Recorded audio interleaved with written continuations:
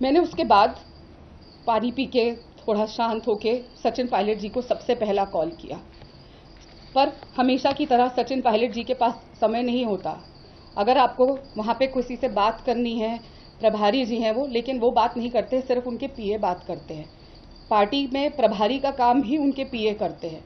उनके पीए ने फ़ोन उठाया और उन्होंने कहा कि हम गाड़ी में हैं, हम सरगुजा जा रहे हैं, और मेरी उनसे 1 मिनट बात हुई और मैंने उनको पूरा के पूरा घटनाक्रम से अवगत कराया।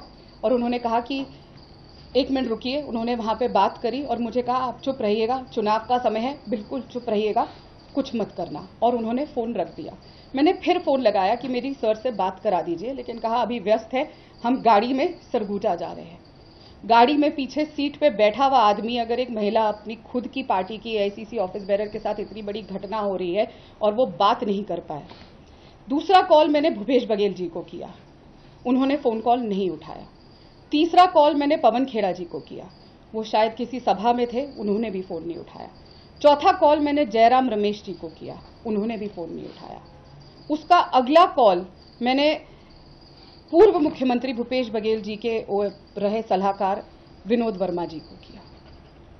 उनसे मेरी बात हुई। एक जो वीडियो मेरा रोता हुआ किसी ने बना के डाल दिया था, मैं बहुत शुक्रगुजार हूं जिस भी इंसान ने वो वीडियो बना के डाला। लोगों को मेरी हालत और दुर्दशा तो पता चली कि मेरी क्या हालत हो रही थी, वरना कभी मेरी बात बाहर नहीं आ पाती।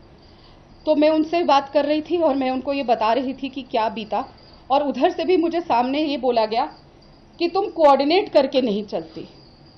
क्या अगर मैं कोऑर्डिनेट करके नहीं चलती तो इसकी सजा ये होगी कि 3 आदमी बदसलूकी करके मुझे अंदर कमरे में बंद कर लेंगे, वो भी हमारे मंदिर के अंदर।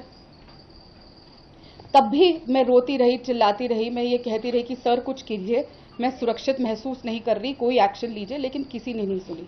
उसके बाद मेरी पवन खेड़ा जी से बात हुई, उनको मैंने पूरा वाक्य बताया, तब भी मुझे डांट पड़ी कि नहीं, तुम जो कर रही हो गलत है, अपनी आवाज़ उठा रही हो वो गलत है।